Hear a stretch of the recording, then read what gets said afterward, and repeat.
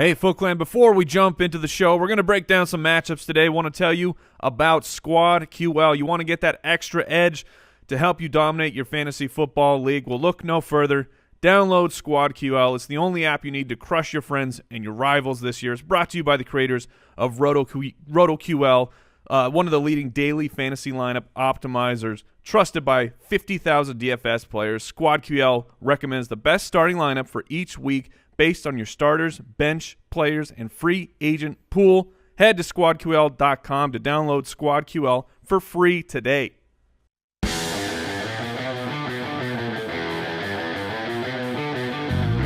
Welcome to the Fantasy Footballers Podcast, coming to you from the Playdraft Studios with your hosts, Andy Holloway, Jason Moore, and Mike Wright. Welcome to the podcast. Welcome to the season. Welcome one and all. Football today. Did you do a dance? I am so genuinely excited to just sit and watch real football where the stats matter, where players are on the line, where I destroy you two in our leagues. We actually need you to spend some time in the office during the game working on the ultimate draft kit for next year. Wait, what? Yeah, you got to get that going. Sorry, bro. Oh, man. Yeah, you're the draft guy. All right. But, yeah, we'll let you know what happens. Thank you. I would very much appreciate that. Andy, Mike, and Jason back again, the Fantasy Footballers Podcast. Thanks for joining us on today's episode. This is a regular season episode. We've got the fantasy forecast for previewing some matchups. We got our starts of the week. We've got the return of Jason's epic kicker pick, of course, and some news. We got Super Bowl predictions on the show today. This is a great one. I'm excited. Football's happening tonight. All of our Week 1 rankings are up and on the website, thefantasyfootballers.com. The DFS pass is up. Those of you that bought the Ultimate DFS pass, that is available on the website. Guys, I mean, it's we made happening. it. We it's made happening. I feel like that GIF right now. It's happening. Where everything's lasers and crazy backgrounds. We're here. It's exciting. All right. Let's kick it off with the Super Bowl predictions, guys. We each, this is just fun to do. The season's about to start. I want to know who you have going to the Super Bowl, and I want to know who you think wins the Super Bowl. All right. And I'm going first because I can't go second or third. I have the New Orleans Saints coming out of the NFC. I think the defense has improved. Drew Brees always gets it done. Sean Payton, he has depth at the running back position, and I think they do enough. They certainly can win that division. I think that division is going to be competitive. But I know it's a little strange, but I'm going to take the Saints versus the Patriots. I'm going to take the Saints to win it all. Ooh. Wow. Yeah, look, I like the not chalk pick, but I don't like the pick being the Saints. I have a hard time right now seeing them make the playoffs, but I know I stand alone here. Mine is going to be rather chalk. I'm taking the Patriots. Of course it is. Well, because you like to win. Yes, I'm trying to predict what's going to happen. I think it's going to be the Patriots narrowly over the Steelers, and I think that they will run up against the Seattle Seahawks, and the Seahawks will do what they could not do last time. I think the Seattle Seahawks will be the Super Bowl champions this year, as much as it pains me to believe that.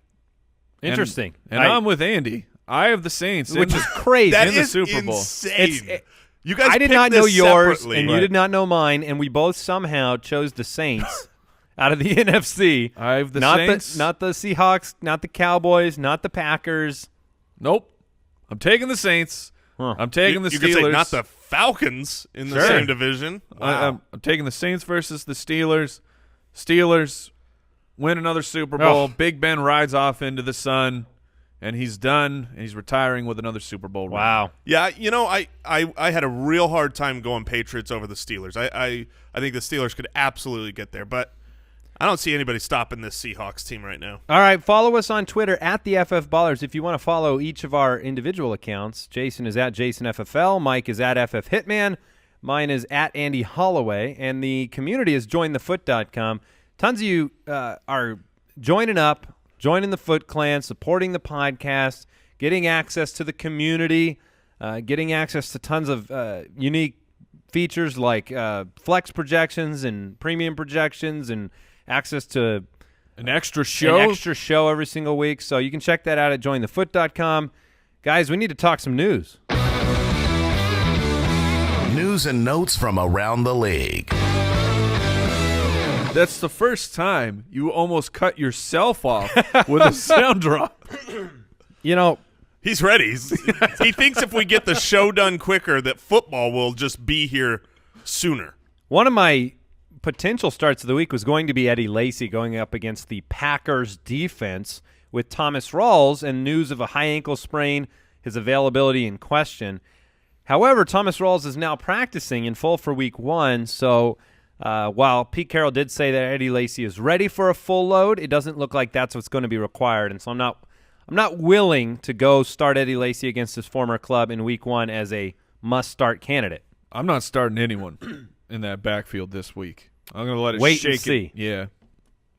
It's interesting, though, because, well, we'll talk about it later, but your start of the week is in a similar type of situation, high-scoring offense, unknown backfield situation. You're talking to Jason. Yeah, mine is. And Wait, you're the one who started? Yeah, that's my start of the week, bro.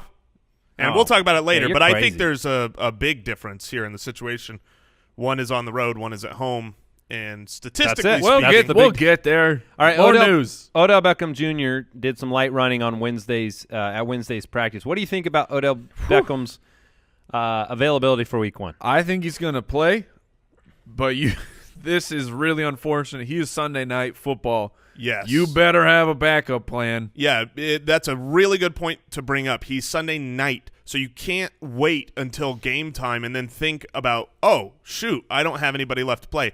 Make sure you've got someone in the Monday night game or someone else in the Sunday night game, and I would take Odell Beckham and put him in your flex right now. And any player that's like that that's possibly injured and you're going to have to wait to find out if they're playing, put them in your flex spot because it just gives you more options to, okay, if I need to switch to a running back or something like that. And also, since we're talking about this, pro tip, if you have a player playing tonight, Tyreek Hill or Kareem Hunt, anybody in tonight's game, make sure they are not in your flex spot, even if they're not your RB1 or they're not your main guy. The points are still the same. The points are still the same. Get them in your running back spot or your wide receiver spot so that you have more flexibility later on in the week should things happen. Yeah, you never know what kind of practice injuries or things might happen to your other position players. You don't want to be stuck in a situation where, oh, great, I'm out of wide receivers because I played Tyreek Hill in the flex, and now I got to go sign somebody. Okay, other news worth mentioning. I think it's interesting. Nick Boyle's listed ahead of Benjamin Watson in Baltimore. Watson may still be the pass-catching tight end with Boyle blocking a lot more. We don't know how that'll play out, but you are coming into a situation where, look, the leading tight end receiver last year in total catches was Dennis Pitta in this offense. And all they did was basically lose Steve Smith and Dennis Pitta. So there is a role for the tight end pass catcher in Baltimore. We just don't have certainty on who that will be and how often they'll be, in that position to, is it going to be Ben Watson and Boyle catching passes? Is it going to be somebody Williams else? Could even sneak in and be surprisingly effective. So that is a situation worth monitoring. Yeah, if this game happens and all of a sudden one of these tight ends has 5 or more targets, and you're that tight end streamer, you might as well scoop them up off the waiver wire. Yeah, I guess it's worth saying that even though Dennis Pitta had 86 receptions, he wasn't a fantasy force because he didn't score very often. In PPR, he was relatively safe, though. All right, let's talk about Leonard Fournette, not listed on the injury report for Week 1 against the Texans. That's still a really difficult matchup in Week 1 as a rookie, but he is not listed on the injury report, so that's good news for owners.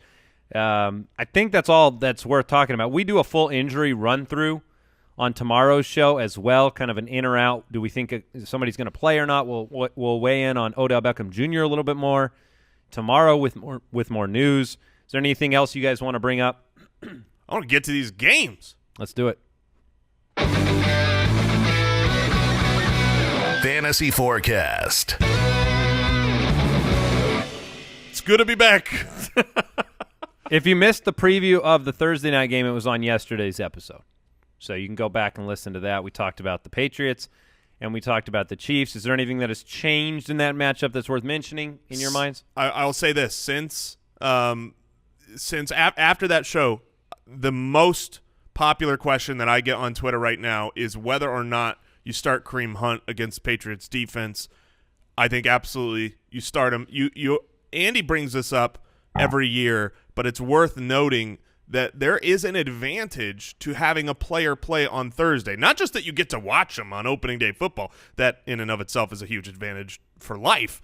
But the fact that you get to know, like, if Kareem Hunt has a great game, maybe you play someone safer. Or if Kareem Hunt doesn't have a good game, now when you're making that decision on your roster later, you go, oh, I'm gonna play the high upside guy because he didn't play well. You get a little bit more information before the main event. I mean, on the only way you don't play Kareem Hunt is if you drafted earlier. You drafted before the Ware injury, so Hunt is a depth piece on your bench. Otherwise, if you drafted after the injury, I mean, you took him to be a starting running back. You're going to play him. Yeah. All right, a little bit of an update on Odell Beckham. He's not practicing today either. Uh-oh. So he's not practicing Thursday. Similar routine as Wednesday, where he warmed up with the team but did not practice. Let's start with the Jets and the Bills. There was news this morning. LaShawn McCoy sitting out practice today, Thursday. Illness. With an illness. Let's talk about this game, but let's try to talk very little about this game, just as a service to our listeners. The Jets and Bills, probably this has got to be the lowest over-under of the week, right? 40 points? Yeah, probably. Probably down there with the Texans game. No, I think the Texans is slightly worse. It actually looks the same, 40 points. Jets, Bills 9.5-point favorites. This may be the only time you see that this year. Tyrod Taylor, Josh McCown, the quarterbacks. Taylor likely to start. Yes. Should start, but a concussion makes him very risky, coming off of the concussion. But are you starting Tyrod Taylor with confidence this week against the Jets? I sure am. We'll talk about him a little bit later. Yeah, okay. I think that Taylor's, as long as he starts, I think that Taylor is a fine play. I mean, especially with heavily favored at home. Jordan Matthews is expected to play the Jets side. Here's the difficult thing about week one, right? We know that there's massive turnover with defensive units, with coaching, with philosophies on how they want to approach things. The Jets want to lose, and just all kinds of different things have shifted up. And the data that we have to go on is last year's defense, because we have nothing yet from this year. So the thing about week one is, if Mike and I thought that the Saints defense was the same as last year, neither of us would have made them exactly a contender. But when you're making your start-sit decisions this week, play the guys you drafted to start. That's how I approach week one. Until I'm proven otherwise, I'm playing the guys that I am meant to start. The only confident starts for me on the Buffalo side is actually LaShawn McCoy, and then I like Charles Clay. Yes. If you waited on tight end, I really like Clay this week. I moved him up in my week one rankings. On the other side, where's the confidence? Where's the starters? Powell. That's it? Yep. And I mean, Forte's probably a fine play because he's going to get more snaps than people have hoped and expected over the entire offseason. So I think that he is a fine flex play. The Bills were real bad against the run last year. They were 29th against the run. They gave up 1.3 rushing touchdowns per game, which was second worst in the league. So you could have a situation where Powell is very involved, but then then Forte takes a touchdown. Yeah, I wouldn't. I need to go back and look at my rankings, but I believe Forte will be higher this week than Powell. Okay. All right. Can we move on? Yes, please. The Atlanta Falcons travel to Chicago to take on the Chicago Bears because they're from Chicago. That's how it works. Falcons 7-point favorites in this one, 49-point over-under. We get to see the defending NFC champions for the first time in 2017. Look, you're starting Matt Ryan in this game. You're starting Freeman. You're starting Julio.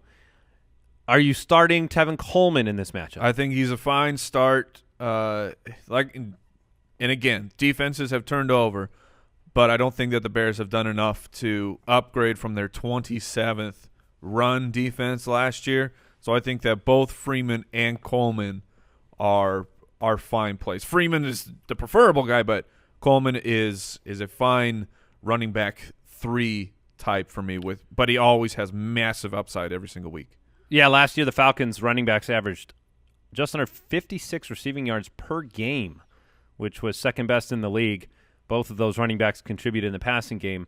How do you feel about the Falcons' defense in this game? Do you feel like there's an opportunity there with Mike Glennon, his first matchup, his first start as the Chicago Bear? Are they kind of a sneaky streaming play at on defense? I've drafted the Falcons in almost every single one of my leagues. That's right. You took them in our league of record, didn't you? Yeah, because their schedule after the Bears is pretty good as well. They're a young defense. They have very athletic guys up front. I mean, if you watched the Falcons last year, of course they made it to the Super Bowl. You realize that, yes, they lost the Super Bowl, but they were shutting down Tom Brady for 3 quarters. I mean, it ended poorly, but 3 quarters of dominating the Patriots, and Mike Glennon and the Chicago Bears are not the Patriots. I think that the Falcons are going to be a very underrated defensive unit for fantasy this year. Yeah, there's still pieces of the Bears that I would play. Obviously, Jordan Howard is an automatic start. Did you say fangs? I did. Do Bears have fangs? Not really. A sneaky start from the Bears side of the ball to me is a bear with fangs would be terrible. That would be terrifying. If I'm out in the woods and I turn around and there's this bear and he's got these big fangs like a saber-toothed tiger, I'm a Dracula extra bear. Afraid. True blood. Thanks for that, Mike. We got to draw some fangs on Jay Grizz next time he's in here. No, but I was going to say Zach Miller, I think, is a sneaky start. Yes, thank you. The Atlanta Falcons, for all their youth and they've got a great They're a playmaking defense. They're not necessarily a defense that keeps the yardage down. Yeah, and I don't expect them to be able to cover the tight end well. Zach Miller has always been productive when he plays, which is rare. I believe he plays this week, so he should be okay. White or right? I'm going right. There's some news this morning about the confidence of the Chicago Bears offensive coordinator that Kevin White can be a number 1. So they envision him as a number 1. It's just a matter of what did you just do? I tried to flick this another bug away, but we are being overrun in the studio. I was trying to flick him away. I just flicked him towards you. On my iPad. He was already on your iPad. All right. I think we were talking about Kevin White, so being distracted is fine. Kevin White, look, he's worth a pickup. He's worth a wait and see. He definitely is worth a pickup and a wait and see. If Alshon Jeffrey was still on this roster, everybody would draft him, and they'd draft him fairly high and say, oh, my gosh, he'll figure out the Brian Hoyer to Hopkins connection. It'll be Glennon, and it'll be Jeffrey. My concern for Kevin White is in no way Mike Glennon related. Yeah, it's Kevin White related. Yes. Yeah, but the talent is still there, and the reason he hasn't been able to get it done is injury. Yes. So, I mean, it's a rare situation for a guy to have played so little through the first 2 years and still be going. But because of his draft capital as a high first-round draft pick, he gets the opportunity. He is definitely was worth 10 years ago. 2 years ago. It is definitely worth a wait and see. Still 25 years old, and if you can't do it now, he has the opportunity to do it. So I'm just saying, he's a player. Yeah, it's fair. If you talk about Robbie Anderson, this guy's got a lot more talent than Robbie Anderson does. So and he's got a better quarterback throwing the ball. When he was in last year, he had a game of different quarterback, of course, but last year, 9 targets, 14 targets. So yes, I will concede he is worth a pickup and a stash. But if you play him, you're asking to be sad. And yeah, that's probably true. And I would hold off on Tariq Cohen for now. Of course. Just he's a hold. All right, before we get to the next matchup, want to thank today's sponsor, Draft, the studio sponsor, Play Draft. They are the type of fantasy that you're used to, where you get together with other people and steal away picks from them. Instead of just, buying guys on a salary the way that most DFS places run, you actually get to select your guy and no one else gets him. And then you can have strategies involved that we talk about all the time. We talk about it, weekly on this show. We're going to actually be drafting against each other, doing this every single week as a lunch bet. So go to playdraft.com/ballers, and you can use the promo code BALLERS. You're going to get a real money entry for a real draft for free. And anytime that you make a deposit, your first deposit, you're going to get a free entry to that. So go to playdraft.com/ballers. There are entries for absolutely everybody's budget. If you want to play one of these games for $1, you can play for $1. If you want to get in some crazy, super high stakes where you could get and win a ton of money, you can do that. So definitely check them out. We love them. I play them all the time. Playdraft.com/ballers. We also want to thank Pristine Auction, great friends of the show, great sponsor of the show. Look, you know about Pristine Auction by now, but if you want to join the Patriots in celebrating this Super Bowl tonight, look, there's a Tom Brady signed Super Bowl 51 full-size authentic helmet. Oh, my. Just sitting on the daily auctions right now. It's at $250 Not for long. right now. Not for long. Yeah, they have a ton of great gear that you can see. Hundreds of daily auctions every single day. Everything from a Larry Bird jersey, if you're an NBA fan, to tons of NFL gear, boxing gear. There's a Floyd Mayweather signed glove just sitting there on the daily auctions today. You got to check them out. They're worth, there are a few things we do every day. We wake up in the morning, we get our coffee, we check our email, and then you can click that little button that you got in the corner for Pristine Auction. Just see what's up there. See what kind of gear matches what you love and the teams you love. So check them out at pristineauction.com. That's PRISTINE auction.com. You won't regret it. All right. Let's talk about the Steelers. Oh, I'm sorry. Let's talk about the Ravens and the Bengals. Let's talk about the Baltimore Ravens and the Bengals. Bengals at home, 3-point favorites.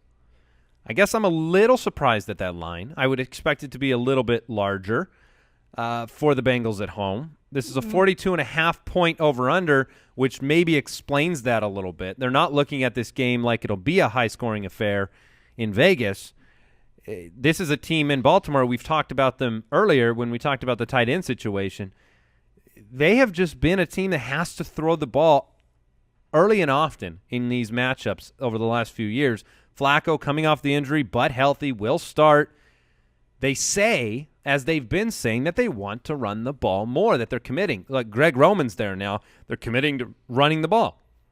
Can they do this? Do you have confidence starting West Woodhead?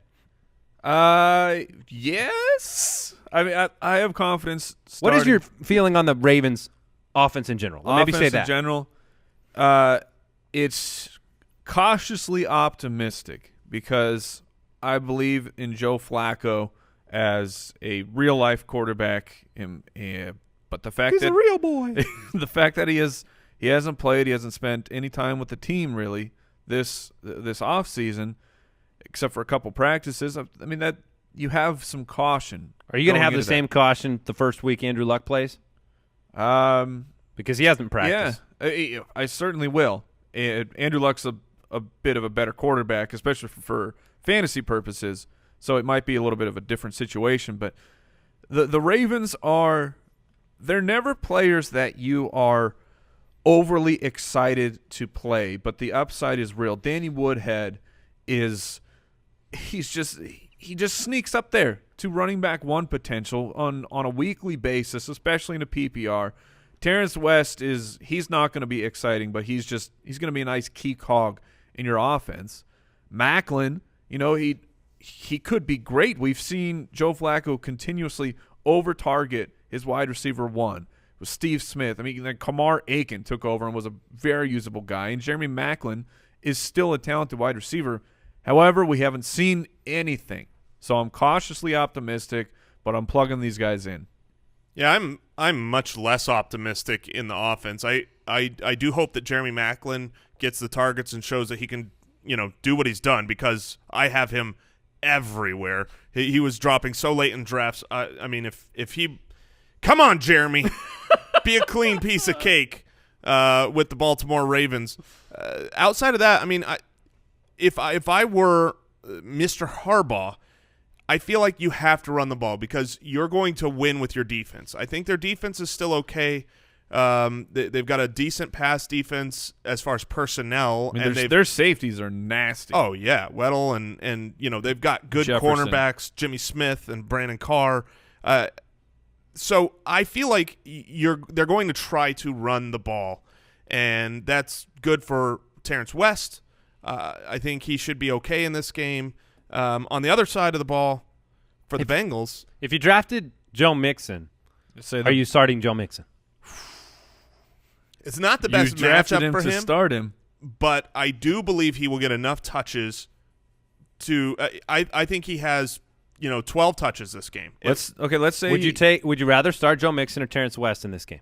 Oh, that's a great one. Because I think I'd rather start Terrence West because I just don't know what it's going to look like yet. But a small amount of touches for Mixon could mean big things. So, let's say you have Joe Mixon because you had to draft him early, but you were wise and you got these the old busted allegedly, like the not hot guys like Jonathan Stewart, Frank Gore, Robert Kelly, and Frank Gore. Are you going to your bench in this case and starting one of those three guys over Joe Mixon? Sure. I've got the luxury at that point of guaranteed carries between Robert. I mean, I'd much rather start Robert Kelly against Philadelphia. You've got the guaranteed workload. You get the opportunity to see what you have in Mixon. You didn't draft Mixon. I don't think anybody drafted him to be their RB1, did they? I hope not. If you drafted him to be your RB1, you've made your bed. You sleep in that bed. But if you didn't and you did draft some depth, just wait and see what is the upside. He's not going to take over no matter what happens, right? He's not getting 20 carries in this game. Is there any possible way that happens in week 1? No, I don't think there's any possible way, barring an injury to Jeremy Hill, that happens. Yeah, so it's not happening. But he could very easily get a 40-yard passing touchdown or rushing touchdown. Yeah, that's called the Amir Abdullah excitement factor. And you just don't – I mean, last year you worried about workload, and I'd like to just see it. Yeah. You're starting A.J. Green every week. You don't even think about it. Tyler Eifert, roll him out there. Andy Dalton – if you drafted him as a late-round quarterback, you're rolling him out there as well. He is at home, he has weapons. If you drafted Andy Dalton, because we're all projecting Andy Dalton as a quarterback 1 for the entire season, but let's say you're in a 12-teamer, there's quarterbacks available. Carson Palmer is sitting there on the waiver wire, but the guy you would have to drop would be Andy Dalton. Would you make that swap for Palmer, who I think all three of us have I would. Universally is a better play, but then you may lose out on Dalton? No, I would not make that swap. Okay. I would make the swap because I don't believe I'll lose out on Dalton. Okay. Most leagues, Dalton is still on the waiver wire. Yeah, I would only make that swap if I had Andrew Luck on my IR and I was looking for a rental versus a season long. Because I don't think there's any guarantee that Palmer has a better game than Dalton. It's just a slightly better situation. Steelers-Browns. We have 3 more matchups and then our starts of the week coming up. The Steelers take on the Browns. Steelers are 8-point favorites in Cleveland, 47-point over-under. Weather should be good.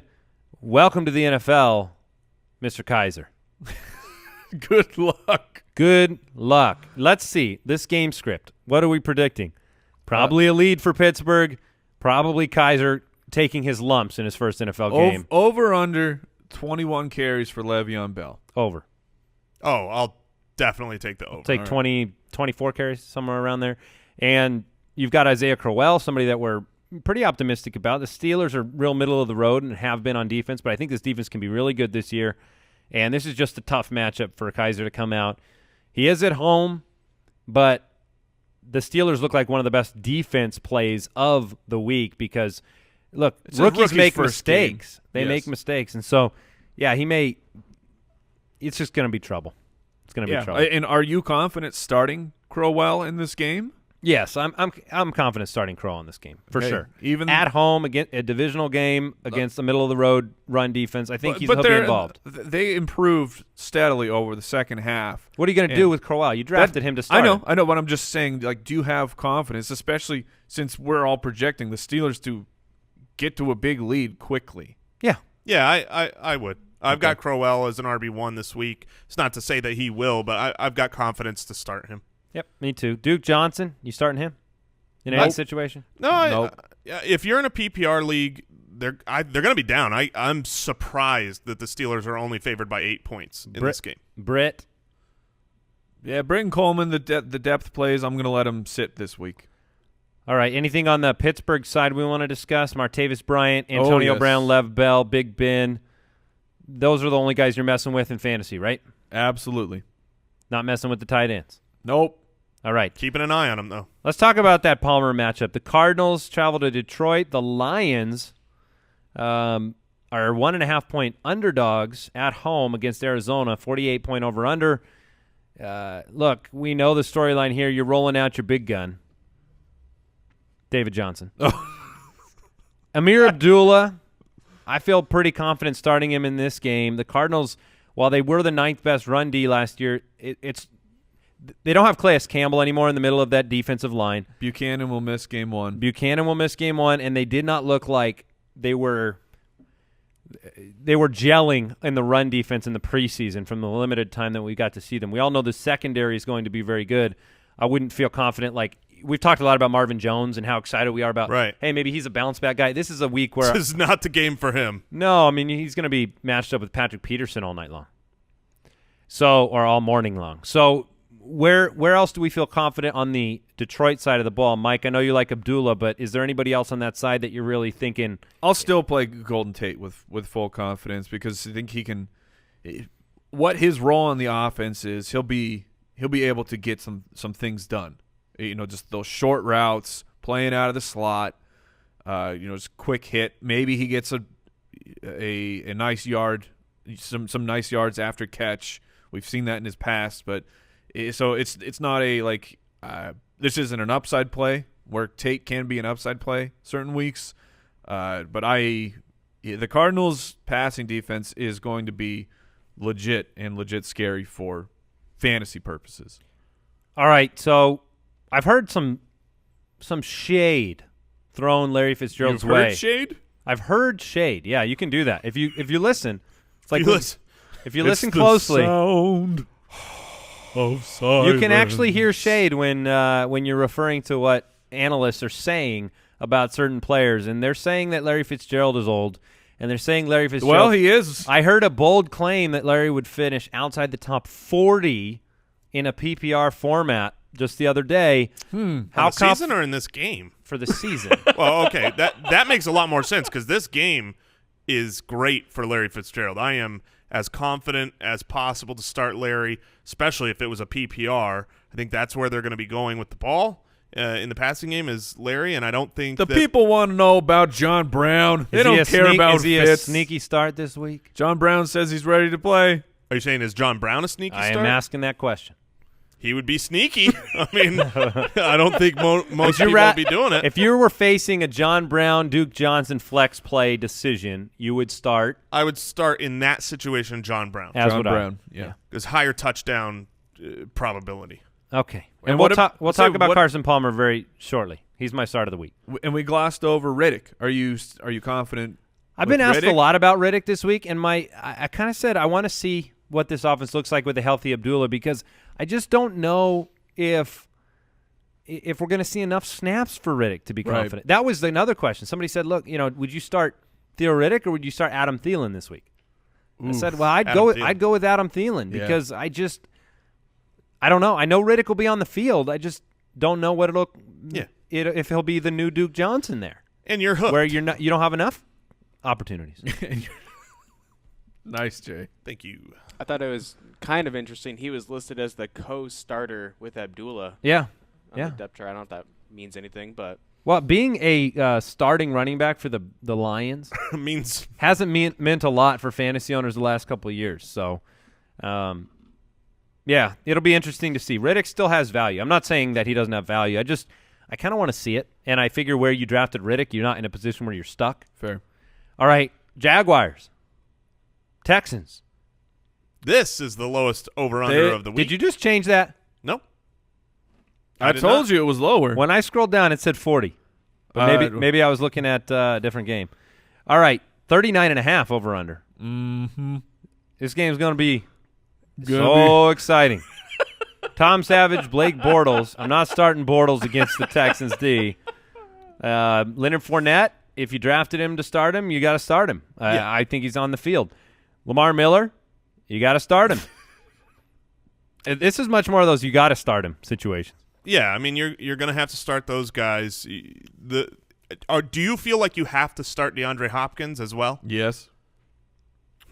You drafted him. The Texans Wait, are. who else? Okay, try and think of a scenario. So Yeah, you got Hopkins in the 4th or whatever. I mean, you probably didn't. You had to pay up a little bit more. But these guys, these wide receivers that you're taking flyers on, are you going to start a flyer? No, over you're not. Hopkins? In week 1, this is what Mike's advice Yeah, was. exactly. In week 1, you start the guys you drafted to start, and you just learn. I guess I'm adjust. coming from a place where I never drafted Hopkins because I didn't see him as a stud that I would start Guess in what? these type of matchups. Guess what this is? Oh! Andy's almost upset of the week. I forgot about these. The Texans are 5.5-point favorites. Get ready. Get ready to see one of the lowest scoring games of the year, and you're going to see Jacksonville come out on top in this one. That's what I believe. Wait. So that's a full upset. Yeah. I mean, they're going to lose by 1. There you go. There you go. There's There you the go. almost. I think it's going to be a really close game. Look, the Jacksonville's defense on paper is great. Look, last year against the pass, they were 5th best. You have Tom Savage. I mean, this is going to be a grinded-out type of game. You're going to need – I mean, it might be the defense that makes the most plays that wins this game. I think it's going to be close. I think it's going to be gross. How many quarters until we see Watson? Savage plays the whole game. Yeah. Yeah. All right. Yeah. All right, guys, it's time to move on. One of our favorite segments of the week. Here we go. Starts of the week. It's good to hear these drops again, Mike. Yeah, it feels good. It's Get you on that guitar. chicken noodle soup for the soul. Why don't you kick us off there, Mike? Oh, well, don't mind if I do. My quarterback start of the week, Marcus Mariota. Love it. Newly rostered in our league of record Really? by me. That's a great pickup Yeah.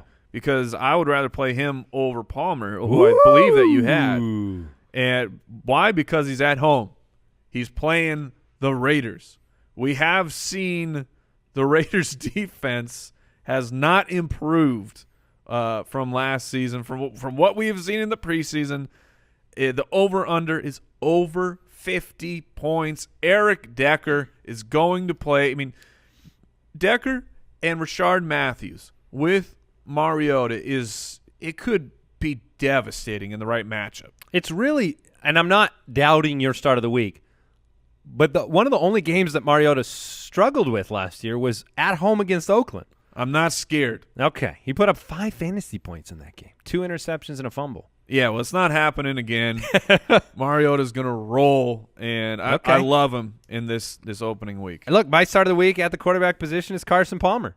He's somebody I drafted as my stopgap for Andrew Luck. It's a great week 1 matchup. He gets those free points out of the backfield with all those David Johnson targets. And Detroit gave up an average of 25.5 fantasy points per game to the quarterback last year. Right now, John Brown is healthy, so I like Palmer to have a great game in week 1. Okay, so you have Palmer and you have Mariota. I know. The people want to know, who are you starting? I just looked at it, and that's why I saw Mariota had a bad game against Oakland last year. I'll talk about Tyrod Taylor, and then we're coming back to see who Andy starts in week 1. Tyrod Taylor is my start of the week.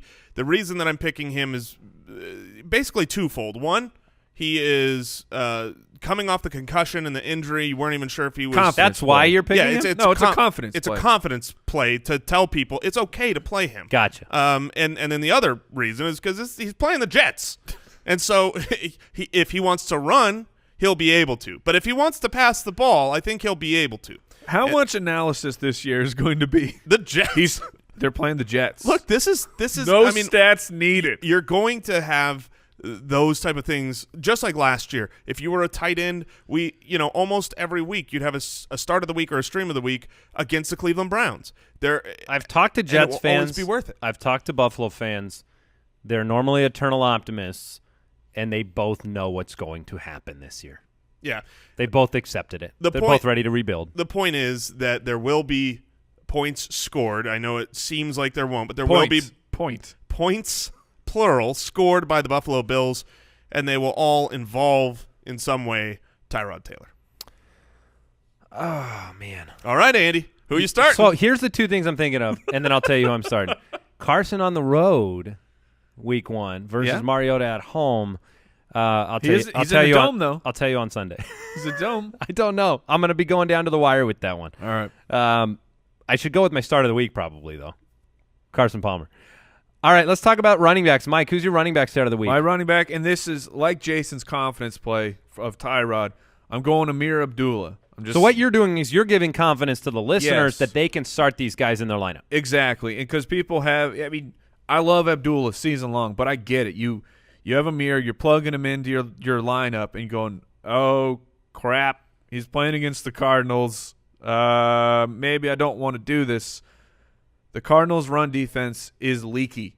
It's big play leaky. Exactly, and I have confidence playing Amir Abdullah, and on top of, he's a dual threat. He can't get game scripted out, but I believe that he will have success on the ground because the Cardinals did not address the loss of Calais Campbell, it's a huge loss for this defensive line. I think that they believe they have the replacement in Robert Nkemdiche.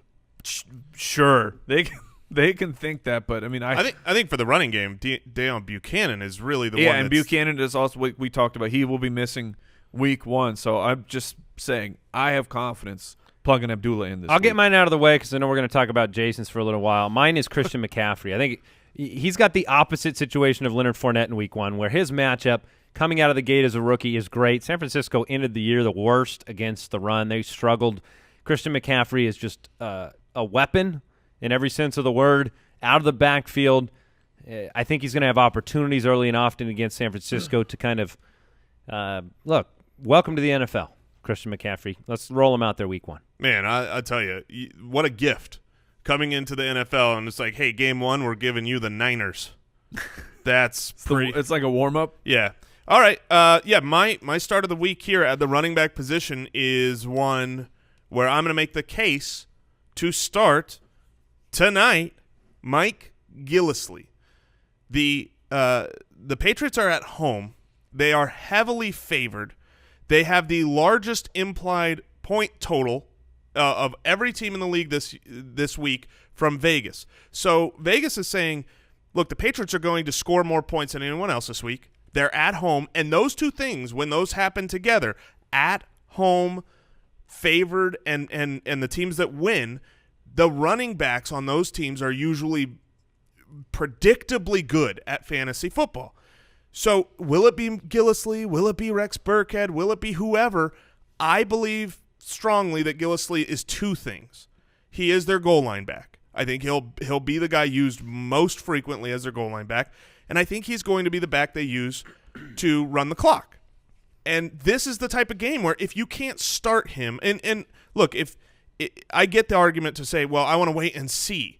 Sure, but I believe you're going to miss a great opportunity tonight because what are you waiting for if you're not waiting for a huge, home-favored opportunity? Nice. All right, Mike, wide receiver.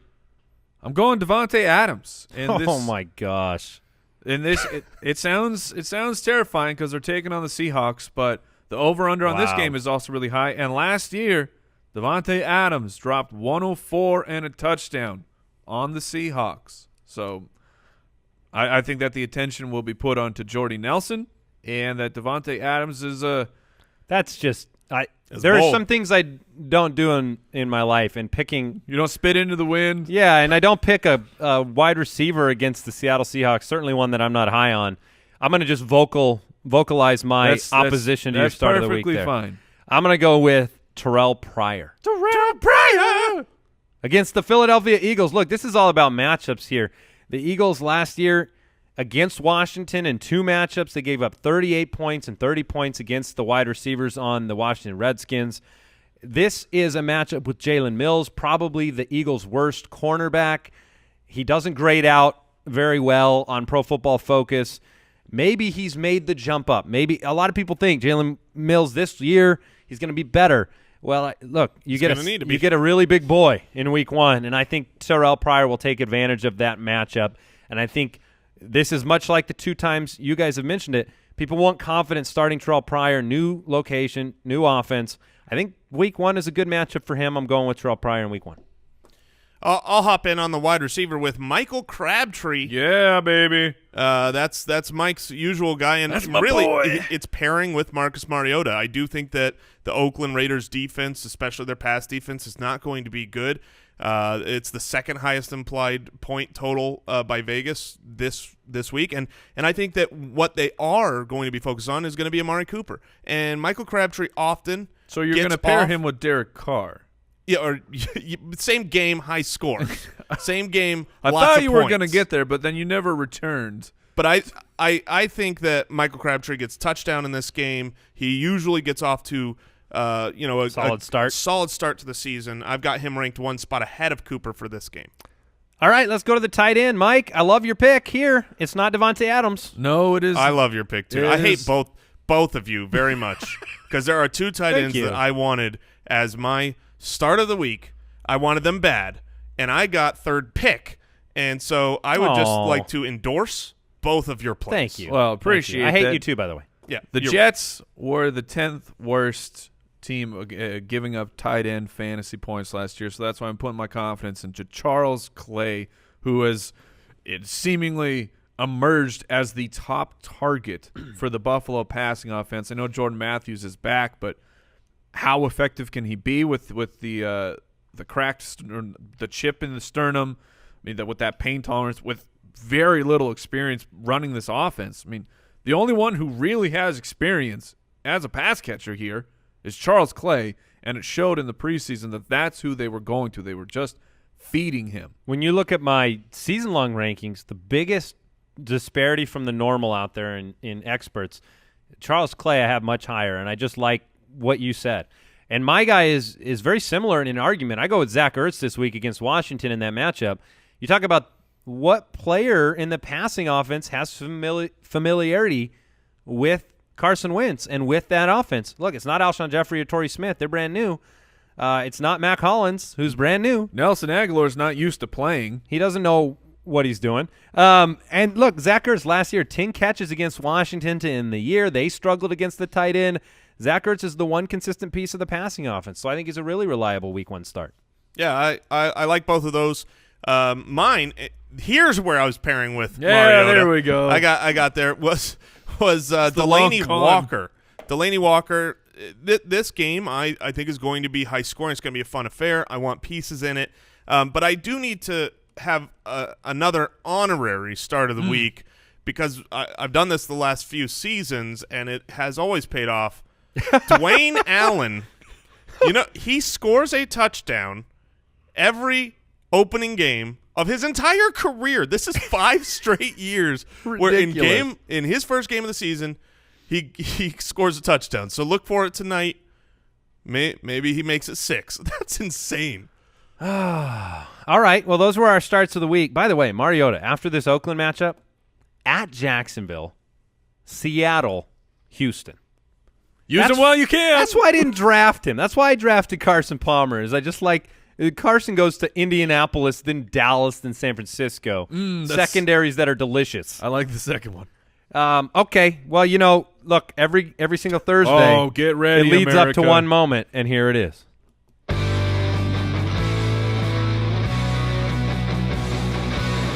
Jason Moore's ironclad, locked and loaded, 100% guaranteed boom boom kicker of the week. No position more important than kickers. Jason always says that. Yeah, of course not. Look, Resident kicker expert. I love kickers. Jason Moore. All right, my ironclad, locked and loaded of 100% guaranteed boom boom kicker of the week is none other than Matt Bryant of the Atlanta Falcons because Chicago last year was 28th worst or 28th best, I should say. They were terrible against the kicker position. The reality is Atlanta is going to be able to move the ball on them, but due to the Atlanta touchdown regression, that I am calling for, they're going to be kickers of field goals. I love that. At least you use the Boom Boom Kicker of the Week segment to work your other season-long narratives into the equation. Did you actually put analysis into this section? Shh. No. You did. You no, I thought, didn't. I would not do that. You thought about kickers. I would never do that. How dare you, Mike? Check the tape. Check the tape.